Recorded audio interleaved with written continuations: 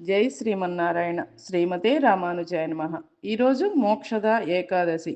ఈ ఏకాదశి మహత్యాన్ని తెలుసుకుందాం.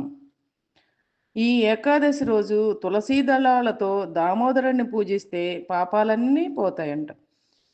ఈ వ్రతంతో అధోగతికి పొందిన పితృదేవతలు పుణ్యలోకాల్ని పొందుతారు అంటూ శ్రీకృష్ణుడు అర్జునునికి ఒక కథ చెప్పాడు. చంపక నగరాన్ని వైకాసనసుడు అనే రాజు పరిపాలిస్తుండేవాడు. అతడు పరమ విష్ణు భక్తుడు, ధర్మం తప్పకుండా ప్రజల్ని పాలించేవాడు. ఒకరోజు రాత్రి కలలో అతని తండ్రి కనిపించి, నేను పాపకార్యాలు చేసి నరకంలో పడ్డాను, నువ్వు నన్ను ఈ నరకం నుంచి తప్పించు, పుణ్యలోకాల్లో ఉండేటట్లు చెయ్యి అని చెప్పాడు.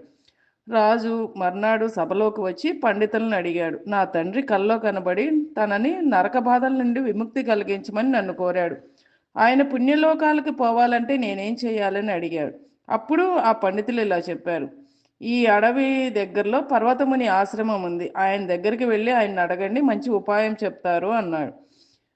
ఆ వైఖానసుడు పర్వతముని ఆశ్రమానికి వెళ్ళి ఆయన్నికి నమస్కరించి తండ్రి కలిగిన దుర్గతిని చెప్పి దానికి ఆయన్ని ఎలా ఉద్ధరించాలి మార్గం చెప్పమని అడిగాడు. అప్పుడు ఆ పర్వతముని యోగ దృష్టితో చూసి, నీ తండ్రి ఒకరోజు రజస్వలైన స్త్రీని మోహావేశంతో బలాత్కరించాడు, అందుకని ఆ దోషం వల్ల నీ తండ్రి నరకంలో పడి దుఃఖిస్తున్నాడు. మార్గశిర శుద్ధ ఏకాదశిని మోక్షద అంటారు. ఆనాడు నువ్వు ఉపవాసం చేసి దామోదరుని పూజించి రాత్రి జాగరణ చేసి ఆ ఏకాదశి వ్రత ఫలితాన్ని నీ తండ్రికి దారపోయి అతని పాపాలు నశించి మోక్షాన్ని పొందుతాడు అని చెప్పాడు. రాజు ఆ ముని దగ్గర సెలవు తీసుకుని రాజ్యానికి వెళ్ళి మార్గశిర శుద్ధ ఏకాదశి నాడు నియమనిష్టలతో వ్రతం పూర్తి చేసి ఆ వ్రత ఫలాన్ని తండ్రి పేరు చెప్పి ధారపోశాడు. ఆ ప్రభావం వల్ల వైకానసుని తండ్రి పాప విముక్తుడై మోక్షాన్ని పొందాడు. అందుకే మోక్షద ఏకాదశి మోక్షాన్ని ప్రసాదిస్తుంది.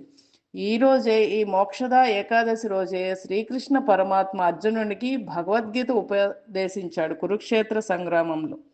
జై శ్రీమన్నారాయణ.